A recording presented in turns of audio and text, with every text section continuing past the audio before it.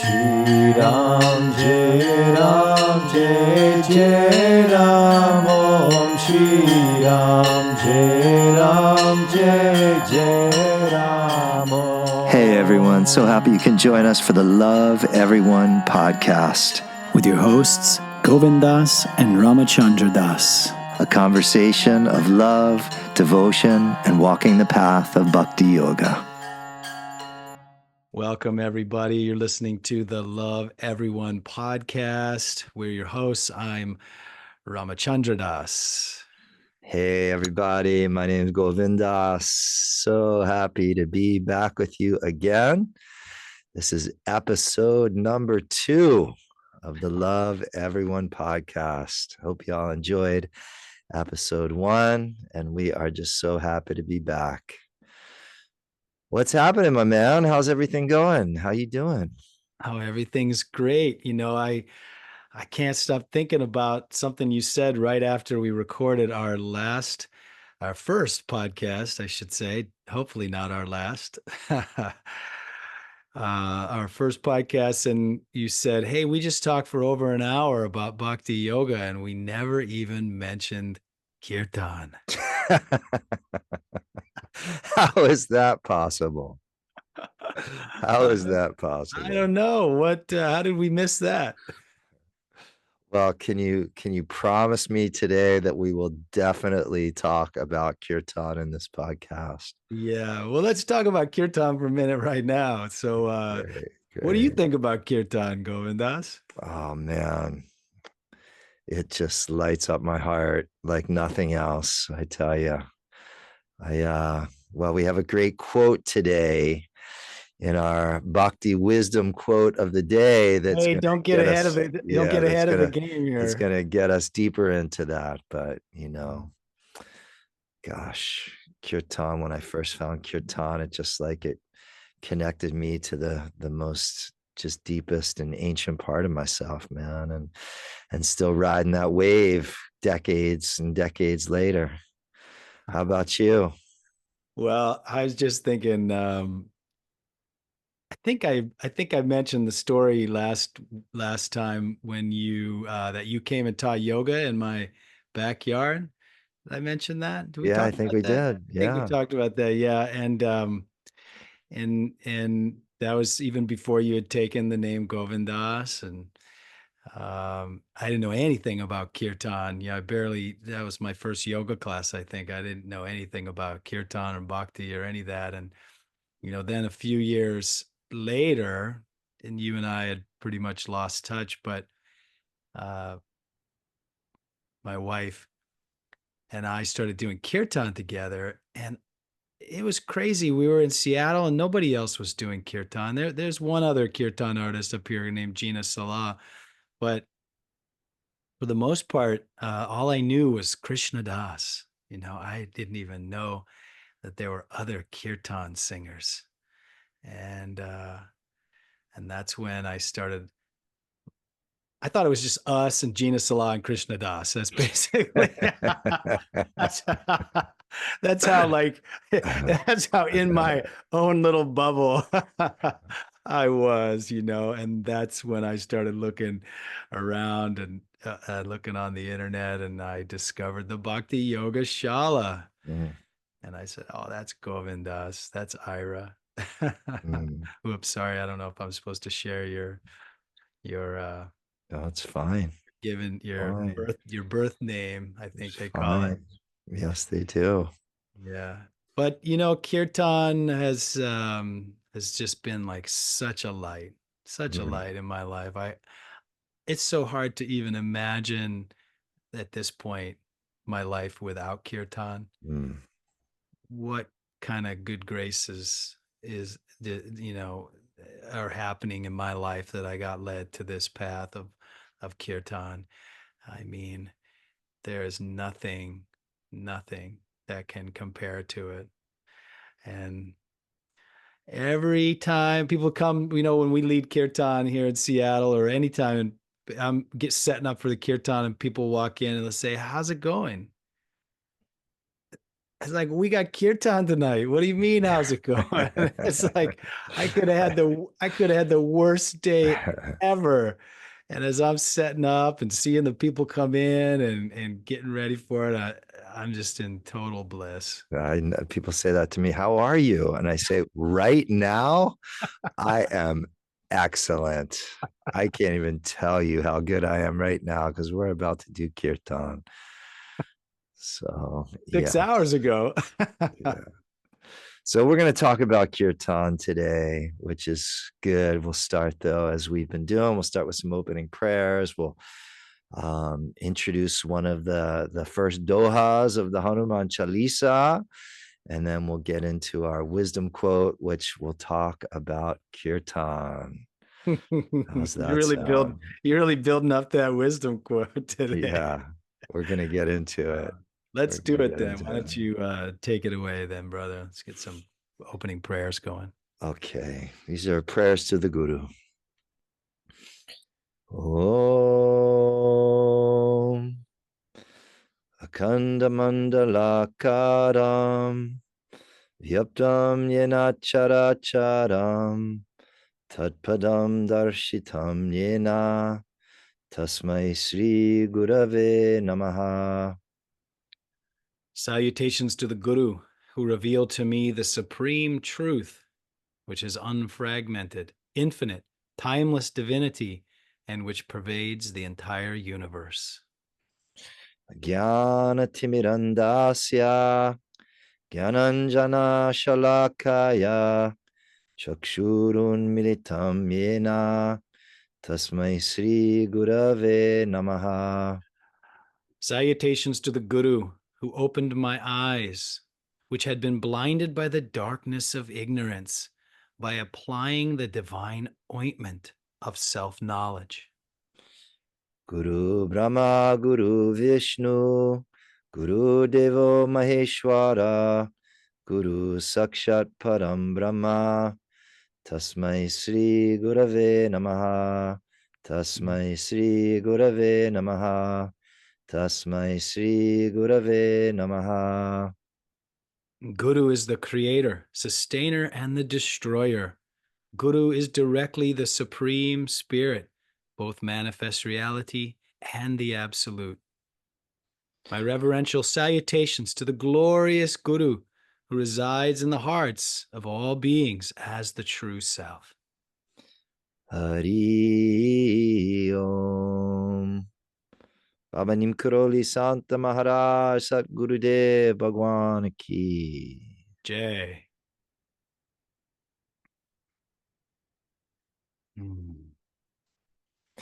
Jai Gurudev. Jai Gurudev. Okay, let us dive back into the Hanuman Chalisa. So last time we looked at that introductory line, Mangala Murati Marutanandana Sakala Mangala Mula Nikandana. And today we're getting into the official Hanuman Chalisa. There are two more introduction lines, but these ones are always chanted with the Hanuman Chalisa, and they're called the Dohas. So the Chopais are the 40 verses that make up the body of the Hanuman Chalisa. The word Chalisa means 40. But there's two dohas at the beginning and one at the end. And I think it was a smart decision that our check-in was shorter than last week's because, oh my, there's a lot going on in this doha here. In fact, some people say that even this doha encapsulates the essence of the Hanuman Chalisa. So I'm going to read it in the Avadi, and then I'll share the translation, and then we'll have a little chat about it. So the Avadi is Shri Guru Charana Saroja Raja Nija Manu Mukuru Sudhari Barano Raghubara Bimala Jasu Jo Dayaku Palachari. Translates as, having polished the mirror of my heart with the dust of my Guru's lotus feet, I sing the pure fame of the best of the Raghus, which bestows the four fruits of life. All right, Govindas, why don't you kick us off? My goodness. Where do we start?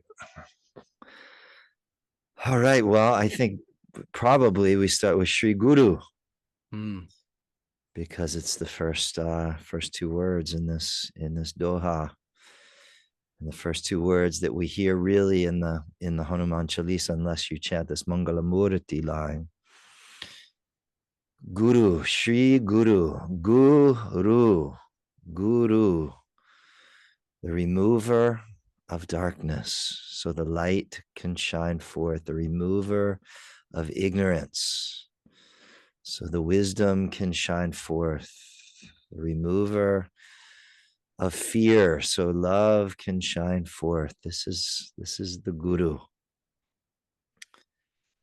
Now, interesting enough, when we think of Guru, especially in the West, we think of Guru as always a person. But Guru isn't really a person as much as Guru is the consciousness, the eternal consciousness of love and wisdom and truth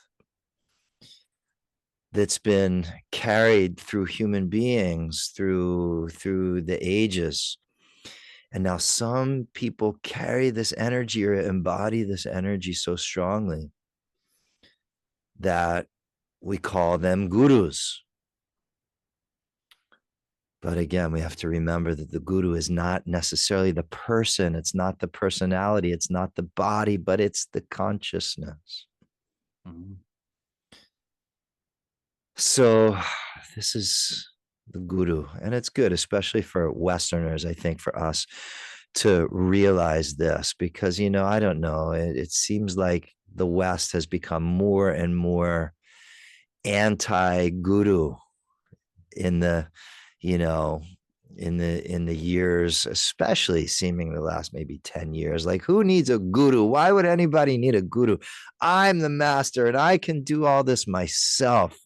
I'm my own guru, and yes, the guru does live in the heart. Absolutely. But, we need the guru, whether that's an external guru or the internal guru. We need the guru to show us the way back to the guru, essentially, the way back home, the way back into our hearts. So I don't think it's mistaken that Tulsidas starts off this first line with the word Sri Guru. And, one of my favorite quotes, and I've shared it so much, is from Kabir, a great poet saint, that was like Rumi, but actually more from the Indian tradition than the Persian tradition. And he always said, God and Guru stand before me. Who do I bow to first? Kabir says, I bow to Guru first, because it is Guru who leads me to God. And this is in Indian yogic spirituality, always first the guru is invoked before any practice, before any ritual, before any puja. Guru is always invoked first. And maybe that's why Tulsidas puts the word Sri Guru at the very, very beginning. And then I'll just share something else. And then I'm going to pass it over to you, and love to hear your reflections. This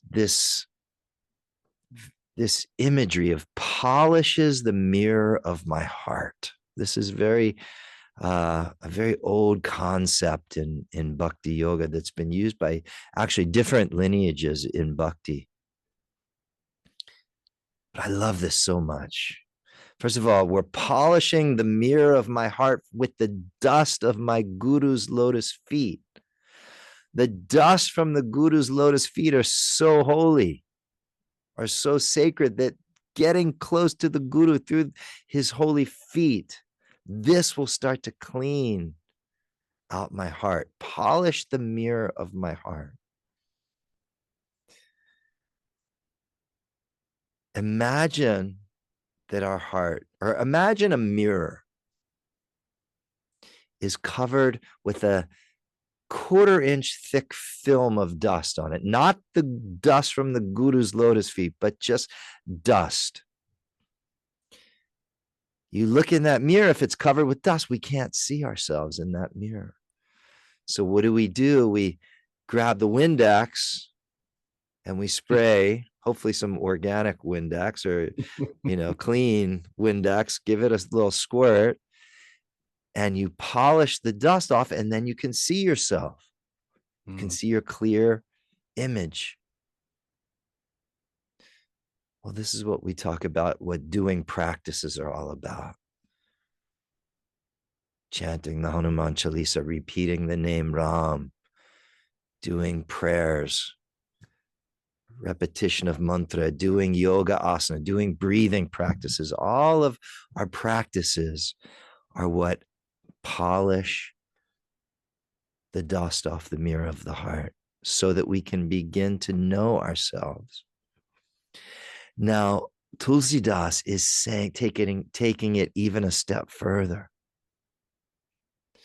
by having relationship with the guru, by getting close to the guru. What I believe that he means by the dust off the guru's lotus feet, by surrendering to the guru, by saying to the guru, show me the way. This is what's going to help us clear out our hearts. And one last thing about guru, when I personally think of guru, it puts me in a humble state because it automatically brings me back to this recognition that I'm not in charge, that I'm just a student of life, that I'm just a student, I'm just a chela, I'm just a student of the guru, that the guru is the master and I'm a follower. And that brings me into a humble state where I can be open and receptive to the wisdom of the guru. What do you think, brother? Any thoughts? So many. I mean, we're going to talk for hours on this. This is, we're back to the Joe Rogan podcast. There's so many things that I'm thinking of, but first I'm thinking of like how challenging so many of these humble. Who wants to be humble? Who wants to surrender? I mean, what are you talking about, Govind? If my high school friends could listen to me now. I know. What the hell happened to this guy? What are you talking about? His feet. Maybe that might be the most. That might be the most challenging. What do you mean his feet? Well, let me ask you, why the feet? Why in Indian spirituality? What about the feet? Well, here's what I've always got out of that. And I don't know if this is like technically what the Indians think about it. What I've always got about it is that represents the fact that they are already further ahead on the path. Mm-hmm. That the dust is the dust that gets on the guru's lotus feet as they walk towards the goal. So the guru is one who has been already on the path. Therefore, the dust has like been infused with their experience. So by using that dust, as opposed to our own dust or just the Windex, or I was laughing as you were saying that. I was thinking like the guru's dust could be a great name for like a spiritual Windex. I'm not sure exactly how that would play out, but that the guru has experienced what we want to experience, right? Has been to the places that we want to be. So if we're lucky enough to meet a guru in physical form, which, to be honest, I can't say that I really have. I have definitely met some very high beings. Um, have I met like someone who I could consider as a Sadguru? Um, I'm not sure. And to be honest, I'm so grateful for Neem Karoli Baba's uh, teaching that we don't need to meet the Guru in physical form.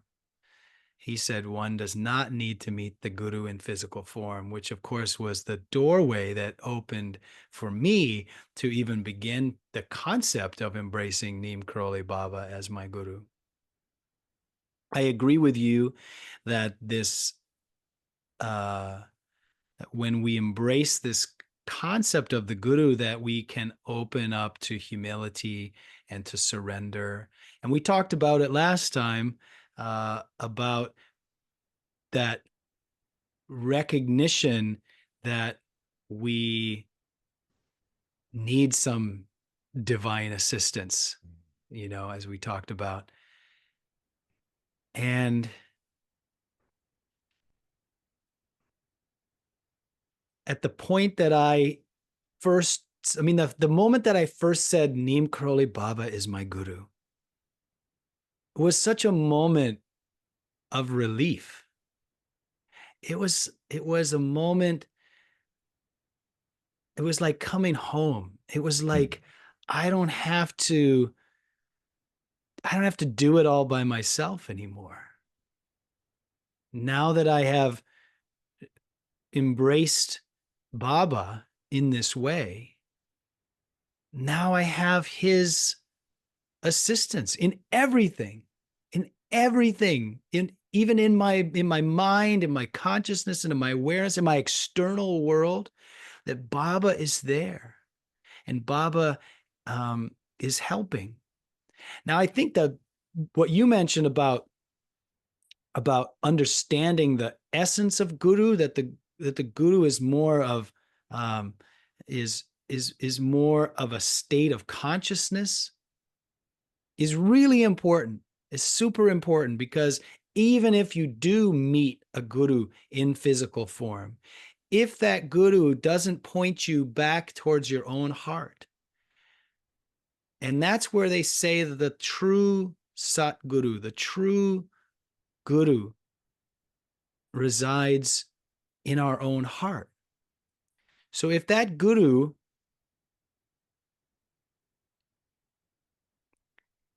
tells you that he's the business, it's all about, and if it's all about, or she, or it's all about them, and it's not about you finding your way back into your heart, well, then maybe they're not the real, maybe they're not the real deal.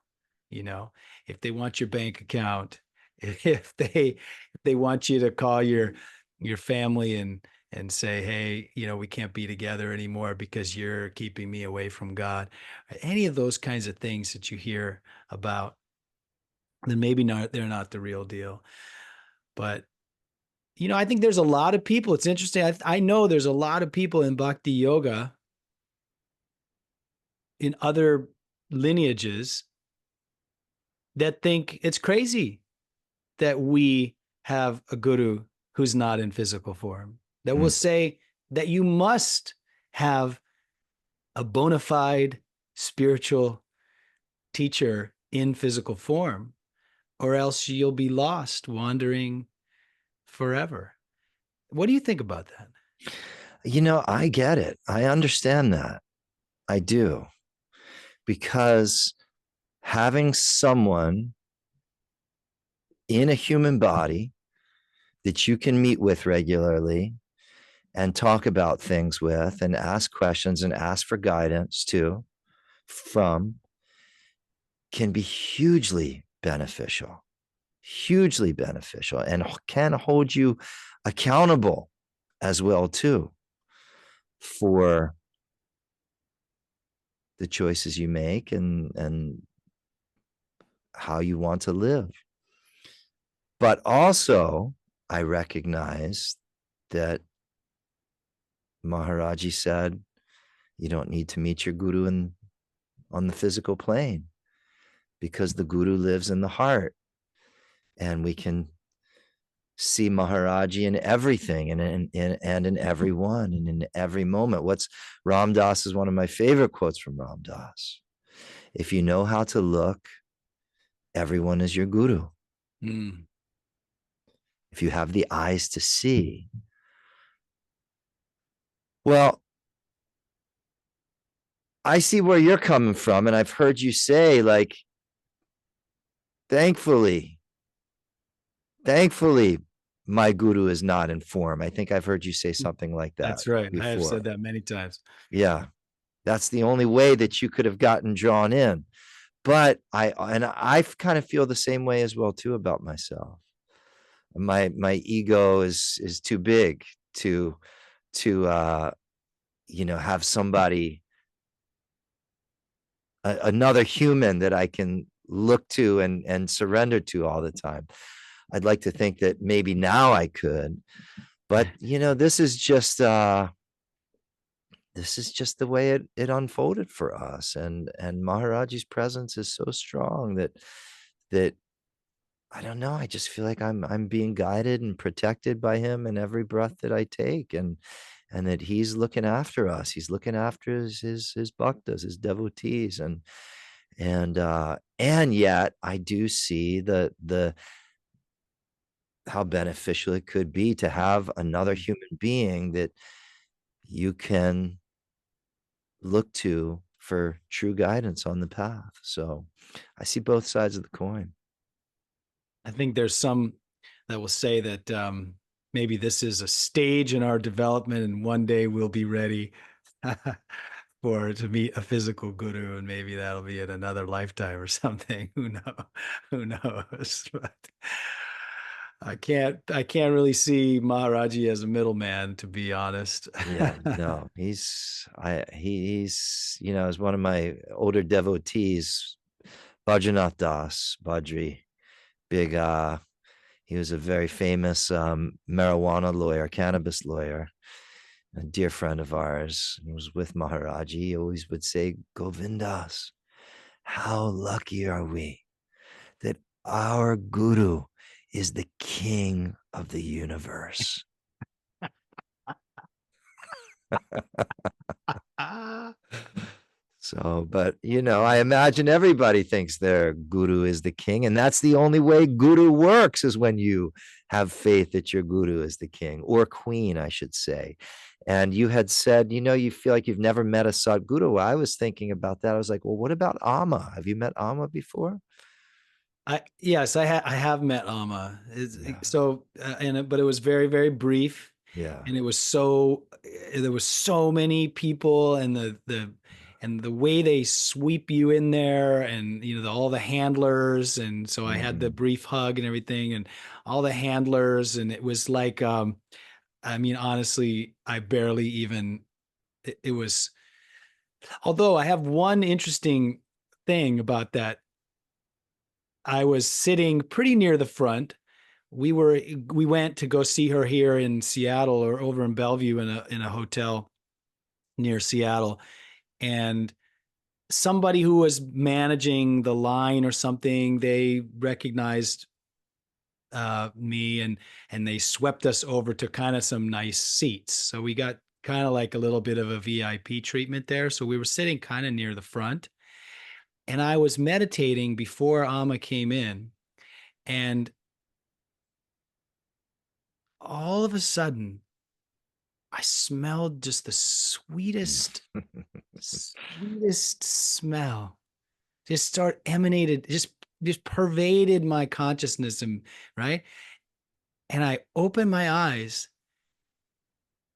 and there was Amma, but she was at least 50 yards away, and she had just emerged through the door on the other side of the hall, walking towards us. But I was I mean, there was no question in my mind that because people do say that, like, a real saint actually emits like Divine fragrance, right? divine fragrance, Mm. And I feel like her divine fragrance, excuse me, was like had pervaded the room before she even entered, Mm. you know. So that was, and then her kirtan, speaking of kirtan, I thought was just amazing, you know, for sure. Took me like, you know, and just witnessing her and her just that abandon that she sings with and everything Mm. was so magical. But then the actual meeting, as I said, was pretty like whirlwind Yeah. experience. So I didn't have that feel, and I certainly didn't have that feeling of like, oh, you know, because I think that's part of it is I think you might meet a Sadguru, but if it's not your guru, then you may not really have the full experience, Yeah. I guess. You Well, know? I heard that with Maharaji. Some Mhm. people would have Maharaji's darshan and they would just walk away and nothing happened. And then Radhanath others, Swami is a right? perfect Radhanath example. Swami speaks about that exactly. Mhm. For myself, I think I mentioned last week this dream that I had. Look, it was 30 years ago. I was just, beginning this path of bhakti, but the dream was so strong. I mean, and I woke up from the dream and I was just crying, bawling my eyes out.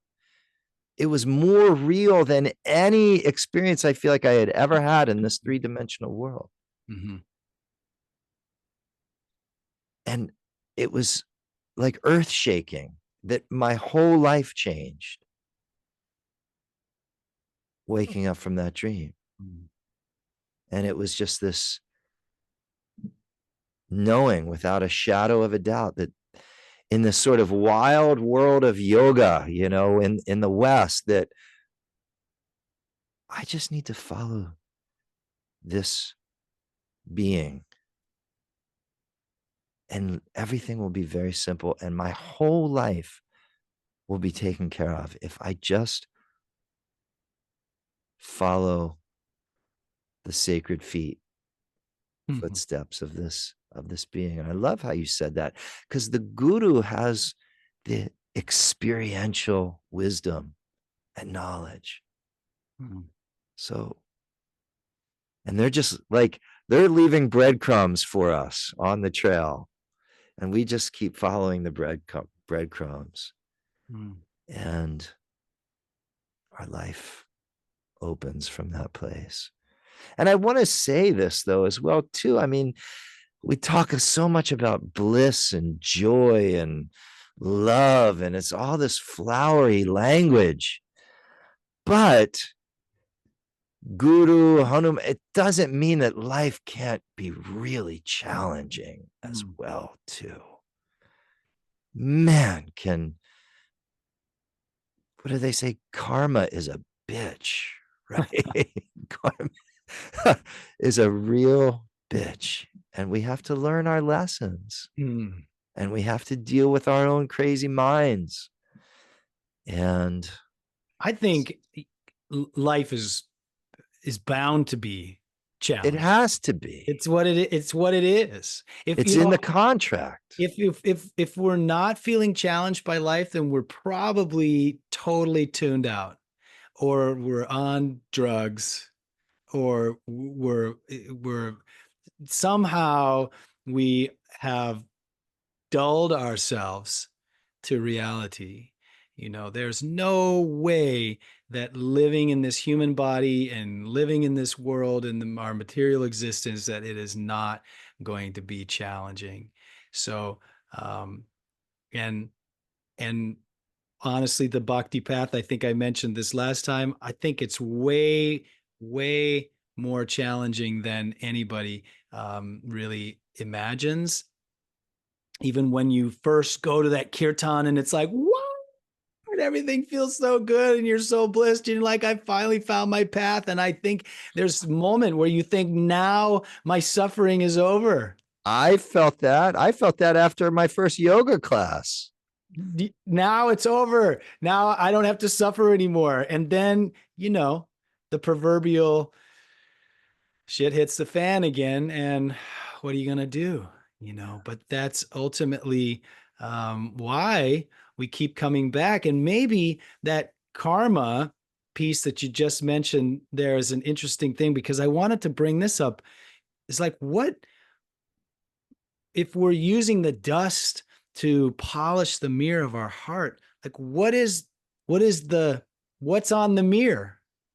Mm. Like, what is it that we're polishing off? You said, like, imagine there's a mirror with dust and we Yeah. use our Windex. Okay. So there's already this existing dust on our mirror, but the guru's dust can wipe it away. What is the dust?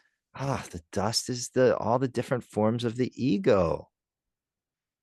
The dust is pride. The dust is lust. Wait, but so aren't you supposed to be proud of yourself? Well, not from a bhakti perspective. I don't know, but pride is just an egoic thing. But you should be so, people say that all the time. Yeah. Oh, you did something wonderful. You should be so proud. I'm so Because proud of you. right, because there's that statement doesn't have true knowledge in it. Uh, do you ever say to your kids, like when they succeed at I something, say say, it I'm all the proud? time. So Yeah. I'm putting layers of crap on them that they're going to need to peel away. You're welcome. You know what Ram Dass said, though? You can't be nobody first. He teaches becoming nobody. You can't start with becoming nobody. Yeah. You got to be somebody, and then you can practice being nobody. Oh my gosh. What kind of a riddle? What kind of a twisted riddle is that?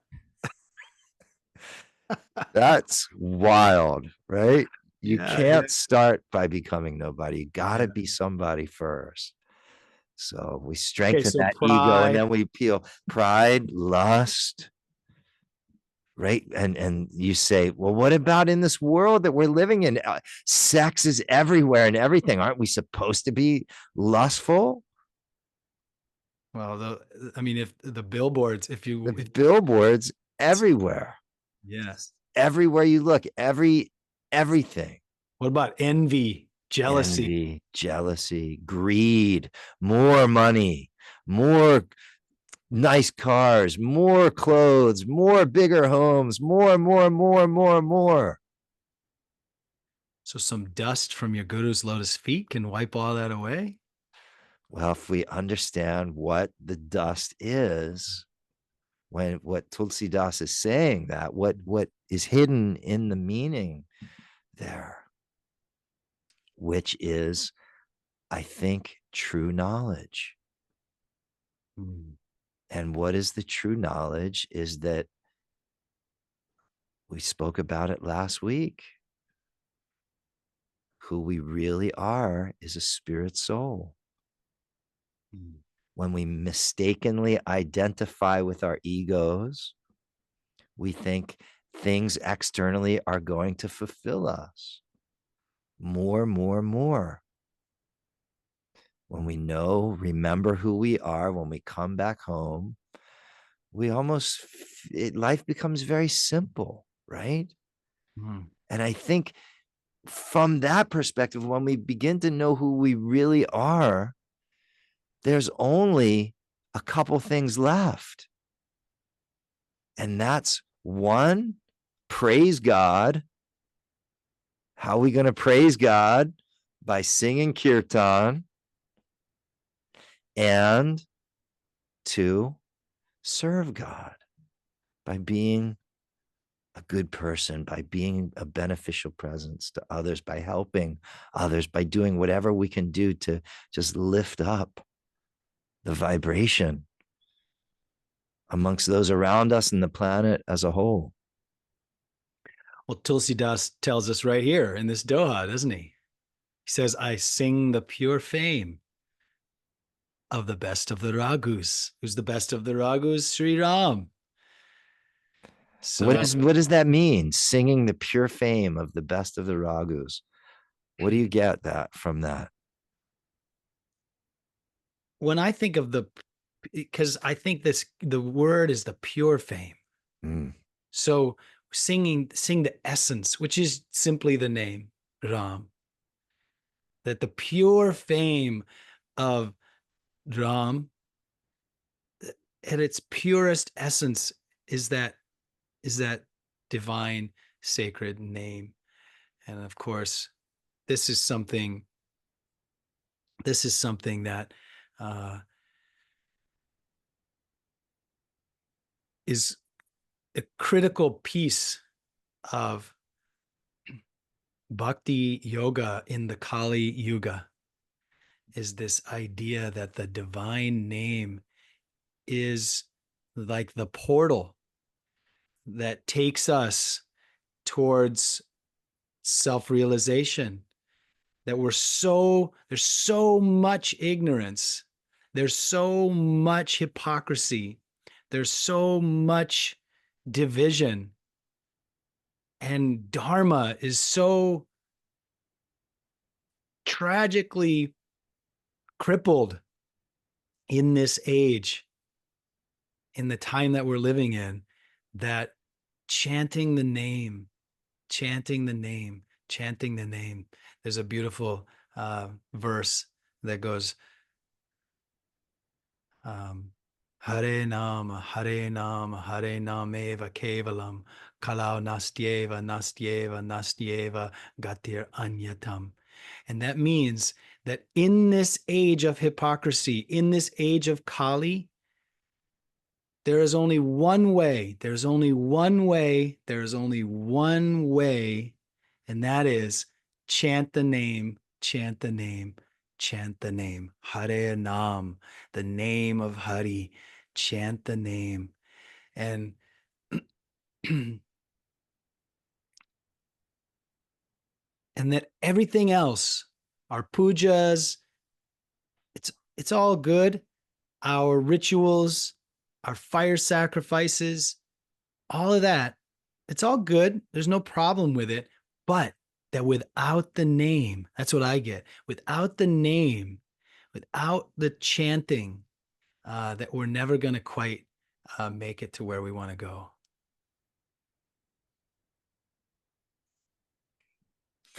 Where do we want to go? We want the four fruits of life. Last part. Palachari, palachari. We want the four fruits. And what are those four fruits? We've got dharma, which is goodness, righteousness, right living, a job, a fulfilling purpose. You know, purpose, finding a purpose, having a purpose in life, I think it's absolutely critical to feeling any kind of happiness, to being able to, if you don't feel like you have a purpose in life, and that purpose doesn't need to be dramatic. It doesn't need to be that you're a superstar. It just could be simply, my purpose is to uplift people around me. My purpose is to see God in everything. My purpose, it doesn't have to be something dramatic. I think we get caught up in that, especially in the West. We get so caught up in thinking that, oh, well, once I find my purpose, then I'm going to be famous, or once I find my purpose, like I'm going to be a millionaire. And if I don't have money and fame, then I haven't found my purpose. I think that's a real trap. So that's one. And then second, well, artha. So there's some wealth. And again, wealth we equate to like money. And that I think is a real misnomer, that wealth shows up in so many ways. That's why I love that. I don't know if you see it's like, I think it's called the Ashta Lakshmi or something. It's like, have you seen the little turtle that has the 8 forms of Lakshmi on top of it? No, never Oh, seen. you've never seen it? Well, it's interesting. They're very rare and they're super expensive because it's Lakshmi, I guess. But there's a little murti, and it's like a turtle, and on the turtle's back. And by the way, Vishnu incarnates as a turtle, Kurma, and Lakshmi and Vishnu are very related. But on top of the turtle, there's 8 little deities of Lakshmi, and they represent all the forms of wealth. And of course, then there's monetary wealth, but then there's one is like family, one is spirituality, and one is I can't remember them all, but you get the idea, right? Is that there's many, many, many forms of wealth. So essentially, that if we do these practices, when we get the four fruits bestowed to us, that we'll have what we need. That's the way I like to see it. Artha means you're going to have your needs met. So you're going to have purpose, dharma. You're going to have your needs met, and then kama, which is you're actually going to get to enjoy pleasure. You're going to get to enjoy your pizza and your ice cream. You're going to get to enjoy the relations that you have with your partner in life. You're going to get to enjoy whether I like to go skiing. Govindas likes to go surfing. You're going to get to enjoy those things. That's kama. And then finally, and I'm not sure I know much about this one. This one's moksha. This is liberation. I feel I know a lot really- about karma, but not a lot about.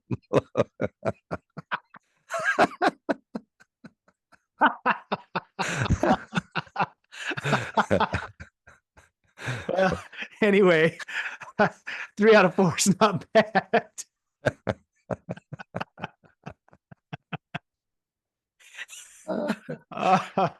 Anyway, moksha, liberation. Other words for that, nirvana, samadhi. I'm a karma yogi. Oh, a karma yogi? No, No, no. A karma yogi. I think that's tantra. Oh my God. What do you think about all that? well, I see this, like this incredible prescription in this line. Yeah. Like, associate yourself with the guru. By doing that, we're going to polish the dust, the envy, the greed, the lust off of the mirror of our hearts. Get close to the guru, get very close to the guru. I think maybe that's why we have all these pictures of Neem Karoli Baba. I don't know about you. Yeah, I do know. I've been to your house in Seattle, every everywhere. single room. Me too. I have 3 in my car while I'm driving, 1 in the kitchen, 2 here. Everywhere I look, Neem Karoli Baba. Get close to the guru. Don't forget the guru. Always just be in proximity with the guru. That will help to polish the dust off the mirror of the heart, the envy, the greed, the lust, the fear, the hate, the anger. Sing the pure fame of the best of the ragus. Keep chanting Shri Ram, Jai Ram, Jai Jai Ram, Sita Ram, Sita Ram, Sita Ram, Jai Sita Ram. Keep singing, because the holy name is all powerful. As the great Anandamayi Ma says, take it from me, in chanting the name, the divine name, everything is possible. This is the power of the holy name.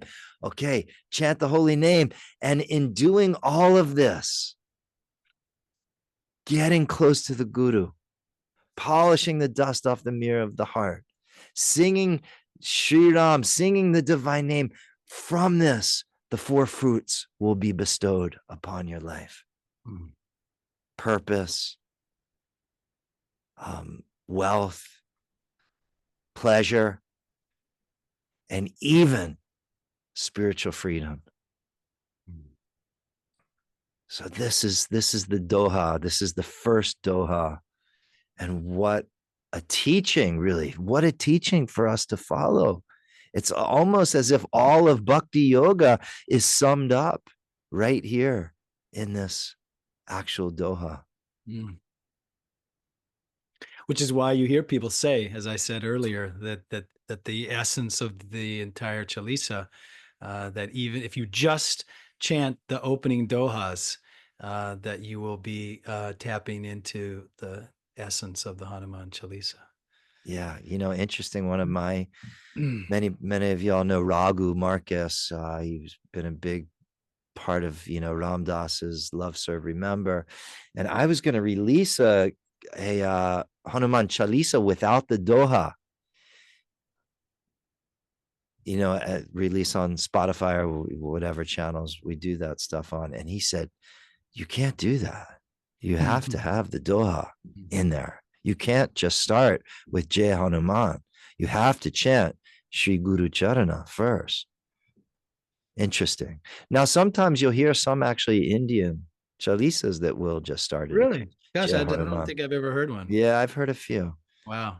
But I it agree. is I what have it to is. agree. I have to agree with Raghu on Yeah. this one. Yeah, I do too. I think, well, anyway, so much more we could talk about here, brother, but I Yeah. think we should move on to our wisdom quote Let's do it, of the brother. day. But hey, wait, one last thing Yeah. on this thing on the guru. I think another way to think of the guru is the higher self, because that also reminds me, and it reminds us that the real guru is within. That we do. So there's so many ways to surrender. I think one of these things is people say, oh, how do I surrender to my higher self? I think the reality is that pretty much most of us, unless we are really not right in the head, we know what's right. When we do things that aren't in alignment with the higher self, like we know, the witness in us is watching us say, oh, look at you doing that thing again, that thing that's being run by, the lower self, which essentially is in control, being controlled by the senses. And, all of those things, the pride, the lust, the greed, these deadly sins that you hear about, these are very similar to what we hear about even in the Bible.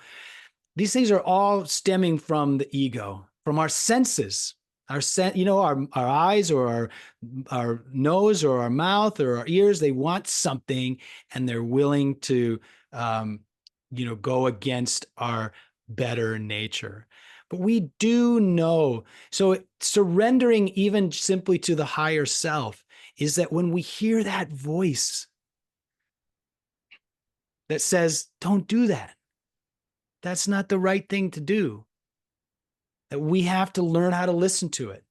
And when we listen to it, that's when the mirror starts to get polished. But the more that we keep giving in to the senses, which of course is the ego's best friend, are the senses, that the longer that muck and that dust that we don't want stays on the mirror of our heart. So I think there's just a lot of ways to look at this concept.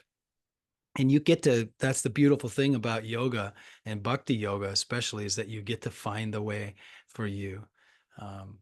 So for me, I have no problem saying it's Neem Karoli Baba. But for others, you think, oh, well, I can't say Neem Karoli Baba is my guru. And that doesn't mean that the path is not still open to you.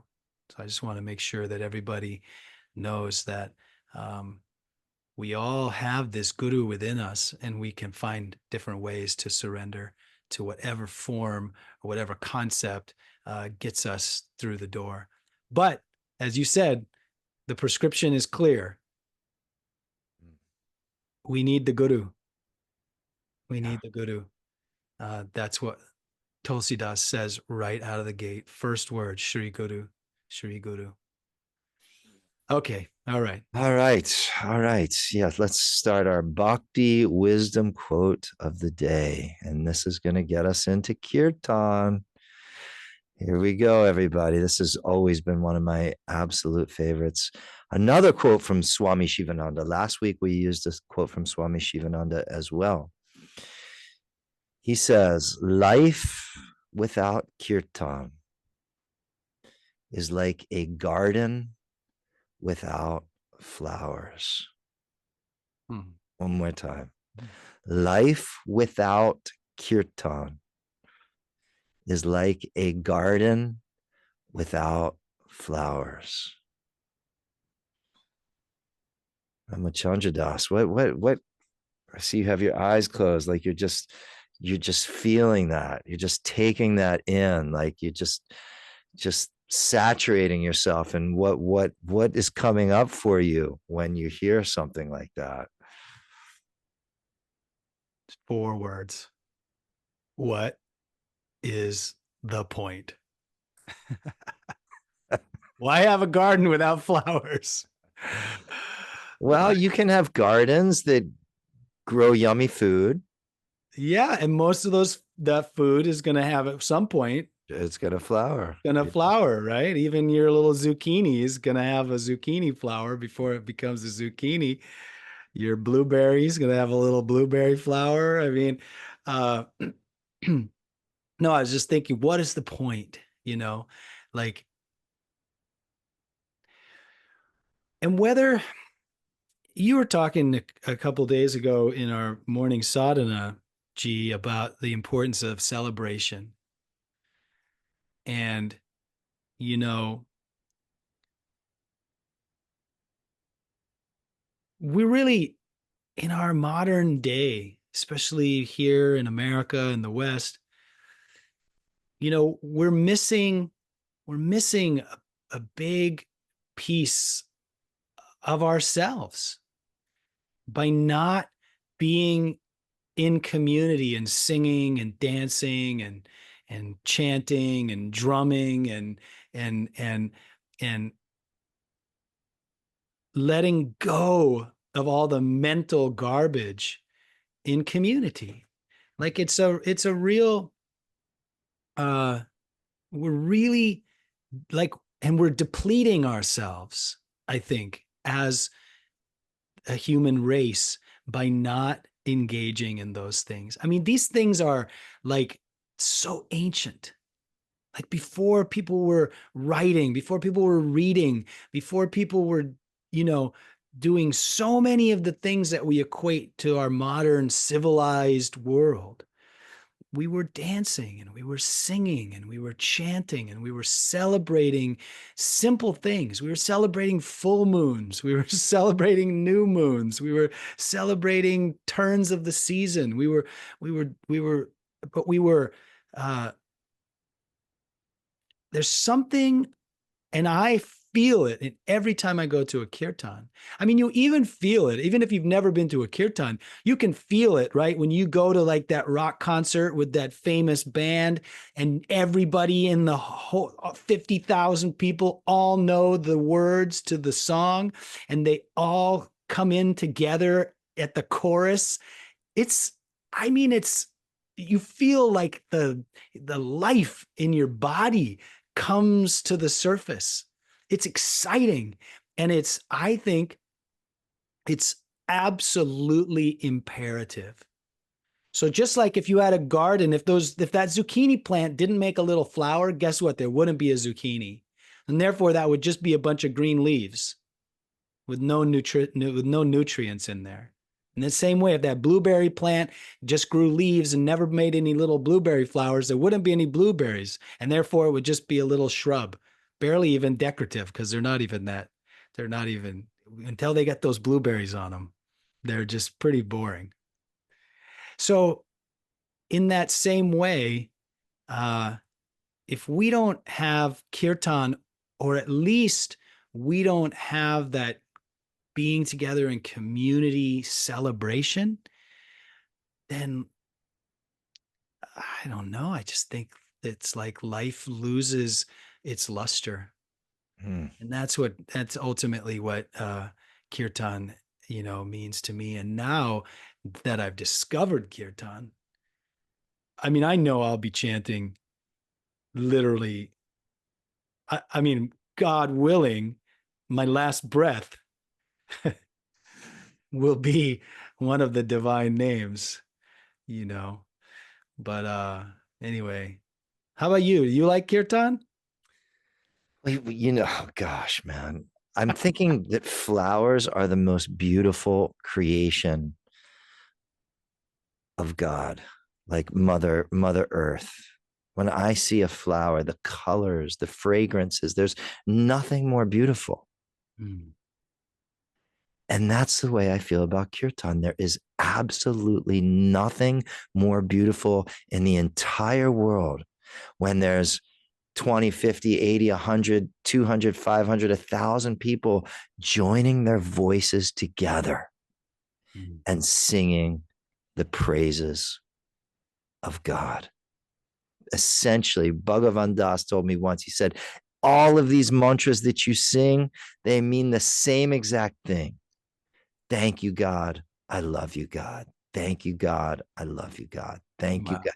So when voices come together and turn upward and say, thank you, God. I love you, God, singing beautiful melodies, there's nothing to me more absolutely incredible in the entire world. But there's that thing that you talked about, is that people coming together, this is sun kirtan, Mm. right? This is that word sun kirtan, Hari Nam sun kirtan. Sun is like Sangha. It's beautiful to sing kirtan in front of your altar by yourself. It's absolutely incredible. But to do it with a group of people, man, it reminds me of our story. Our dear brother, kirtan brother, Vijay Krishna Mm. I tells. love this story. I think I He know this. says, you're walking down the street.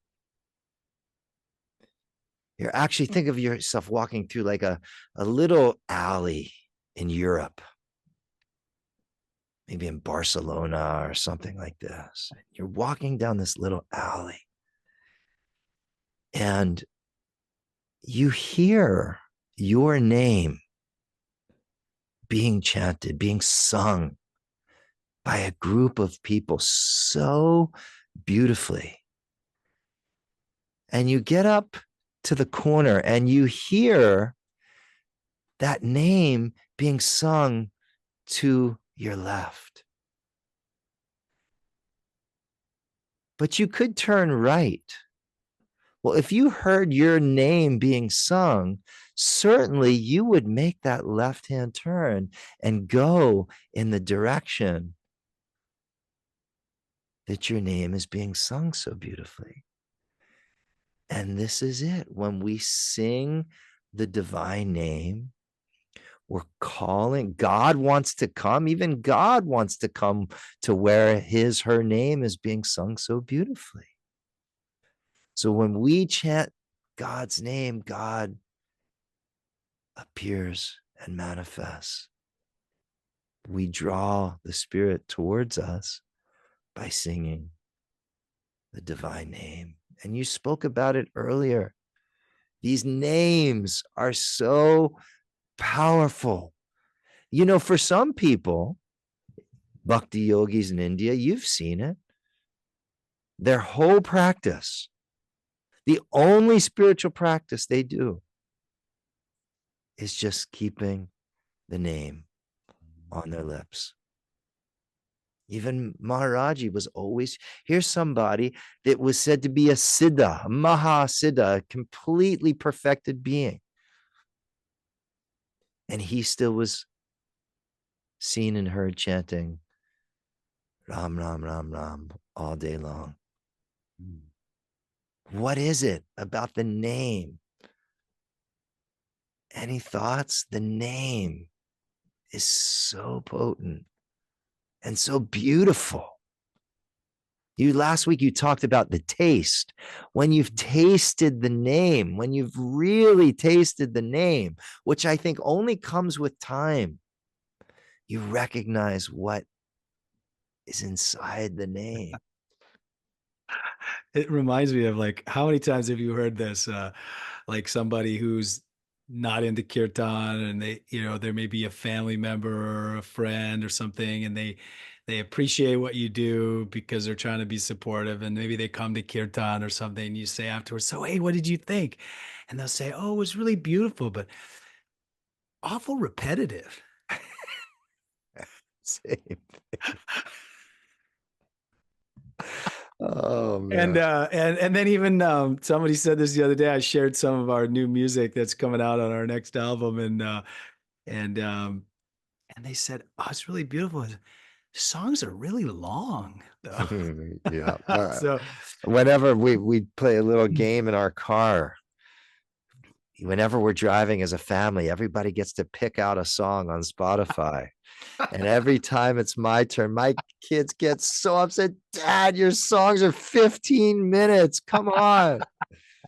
So I said, okay, I'll yeah. just listen to the first 5 minutes. That's it. Oh, it's so good. It's so good. You can start picking like some like 50-minute Hare Krishna Oh my mantra or something, Or like this the is my, Madhava, the one melody that doesn't chant for 50 minutes straight. yeah, that's good. So I mean, it is fascinating though, the as you said, the nectar. Oh, I had this thought about flowers, so I want to share Yes. before I forget. Is that you were saying they're the most beautiful, and I was thinking, a flower, it virtually actually pleases nearly almost all of our senses. Mm. Well, it obviously looks beautiful, right? It smells beautiful. And you notice a flower, even if you touch it, like the Oh, it petals, feels they're so so beautiful. soft, right? They're like a little baby lamb's ears or Yeah. something, right? It's like the softest thing in the world. It just feels so good. Then most of them, if not all of them, they have nectar Mm. inside them. And then I was thinking about, oh, well, they don't make any noise, but they do, because the bees love them. And the bees are making that beautiful buzzing sound, which if you really close your eyes and you tune into it's basically it's a om, you know, like even we talk about in yoga, we do bees breath. We do an om with our mouths closed, and that vibration. So being in a flower garden, you literally have all of your senses are being pleased. And being at kirtan, it's it's quite similar. Mm. It's quite similar, especially if somebody brought some really yummy prasad. Mm. I want to ask you, what, some people come to kirtan and they say, oh, I like the music, Uh, but they're missing the medicine. The medicine is the name, yeah.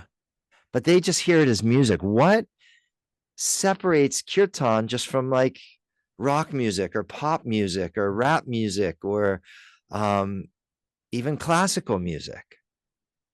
What makes kirtan so special and so Well, if unique? you have to sing. You must sing. I was in So you're saying the participatory thing? participatory thing, and literally feeling the mantras vibrating in your body. So a couple things. One, like I always say at the beginning of kirtan, I say, listen, you can, I'm not going to tell you what to do. You can sit there and listen. It's totally up to you. It's free will. um but going to a kirtan and not singing is like going to a yoga class, like an asana yoga class, and not doing the poses. You might feel a little peaceful afterwards because maybe you'll tune into everybody's breath. But if you're just sitting in a chair and watching everybody do the poses, there'll be some nice music on. Krishna Das will be playing in the background. So you might feel slightly more peaceful when you leave. Your blood pressure might lower a little bit, but you won't get the full benefits. You won't get, your body won't get any stronger, or et cetera, et cetera. You won't get the sweat on or whatever it is that you experience in a yoga class. And then that same way, if you don't chant, you're not going to get the full benefits of a kirtan. So if you're just going and listening, that's fine. But then again, there's no difference between that and going to the concert. That maybe, well, I wouldn't say that. That's not true. Yeah, Because I was gonna stop you still there. the mantra is still coming in. You're still hearing, which is a big part of bhakti yoga. But I really believe that the chanting, that the vibration, because the names are actually like mystical spiritual equations, and a big part of that equation is the sound. Mm. So the vibrational sound in your body that you can never quite get only by hearing won't happen.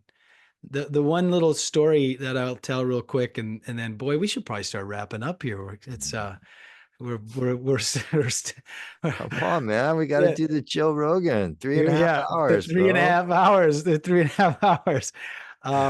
I think is once when I was in Vrindavan in India, I was at um the ISKCON temple, and I was watching a kirtan, listening, singing, chanting in a kirtan, and they have a wonderful Akanda kirtan, 24 hours kirtan in this temple, and it was Swami Sachinandana. Did I say that right? Sachinandana. Yes. Sachinandana. You always get that confused with Sachit Ananda. Nanda. Sachinandana. He was leading, and all of a sudden he just stopped, and he waved at his drummers, and then everything went silent. And there was hundreds of people. It was during Kartik. It was packed to the gills. And he said, I noticed that some of you are not singing. You must sing. So we're going to begin again, and then you must sing. He said, it doesn't matter if you're a good singer and maybe you don't know the melody. That is okay. You just keep trying, and eventually the melody will come. He said, but Krishna wants you to sing. Krishna wants your heart. So we will start again. And this time, you must sing. Mhm. And then he started the kirtan over again. And that was my really bad impression of his accent, by the way. I think, is he Polish? He's a German. German. Yeah. German. Yeah. So he has a very distinct, unique accent, which I did not succeed in doing very well. But it was more like, you must sing. That was a little better. Well, you know how we say, bolo, bolo, just sing, bolo, sing the name, chant the name. Yeah, beautiful, man. Should we start wrapping things up? Yeah, let's I mean, I do don't it. really want to I know, be I know, I honest with you. know, I don't but really want to, but I we think, could talk about kirtan for hours, and then one of yeah, us breaks out a harmonium, or my harmonium's here. I see your guitar. Then we start singing, and we start talking about it more. And next thing we know, it's tomorrow morning already. well, okay, let's do it. Kirtan, you can't have enough kirtan though. No, And you I can't have agree. enough gardens, Mm. so, and one of the things that Krishna Das always says about the name, maybe we'll leave it here, is that each name is like a seed. And each time you chant, you're planting a seed. And if you keep chanting, the continuation of the practice is like watering that seed and the nurturing of that seed. And that eventually that seed, as he likes to say, slowly but inevitably, that seed will take root and that seed will grow. And to put a pin on that metaphor, that seed will grow into the most beautiful, beautiful flower. Mm. Yeah, that's it. And I may share one last one, Krishna Das teaching as well too, is that he that kirtan is not about the music. That is the mantra, the name, the name, the name is the medicine. The music is the sweet syrup that you put the medicine in so you can digest it, right? Just like if you were to give a child just the straight medicine, they'd spit it out. They wouldn't be able to take it in. You put the medicine in that sweet syrup so they can take it in. Well, the mantra is put in the sweet syrup of beautiful music so that we can just take it in deep. But what about, so why is the medicine so delicious? That's the beauty of the practices. Eventually, then you don't need the syrup even.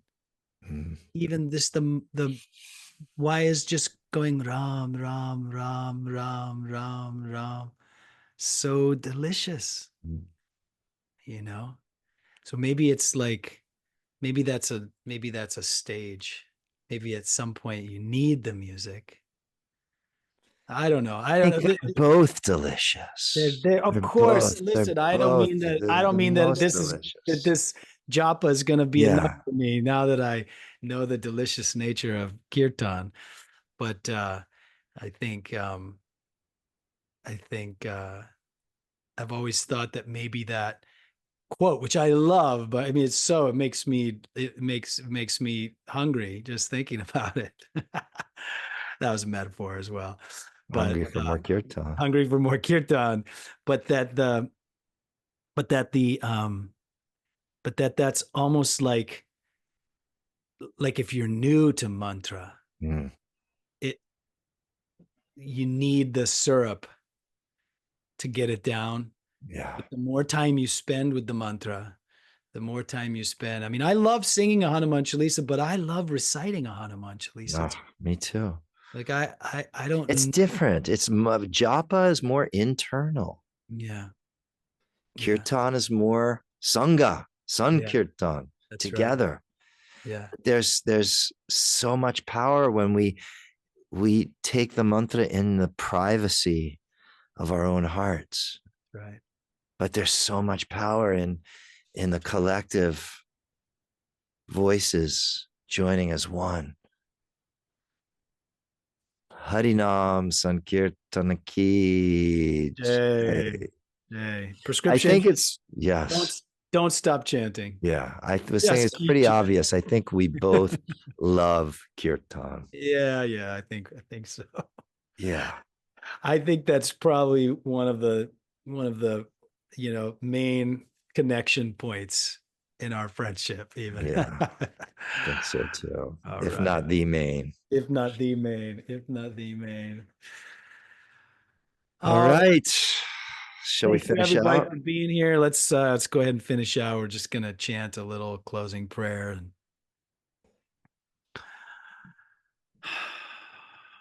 Loka samasta sukhino bhavantu. Loka samasta sukhino bhavantu. Loka samasta sukhino bhavantu. Om shanti shanti shanti. May all beings everywhere, including ourselves, be happy, be well, and be free from suffering. May all of our thoughts, may all of our words, and may all of our actions in some way contribute to that happiness, that well-being, and that freedom from suffering for all, including ourselves, including ourselves, including ourselves. Love everyone, serve everyone, feed everyone, and remember God. Bolo Shri Sadgurudev Bhagwan ki. Jai. Pavana Sutta Hanuman ki. Jai. Jai Siya Ram, Jai Hanuman ki. Jai. Shri Harinam Sankirtana ki. Jai. Jai Right, Shri thank Ram. you. Jai Shri Ram. Thank you so much, everybody. Look forward to doing this again with you, brother. Thank you so much. Absolutely. We'll see you next time, everybody, on the Love Everyone podcast. Jai Ho.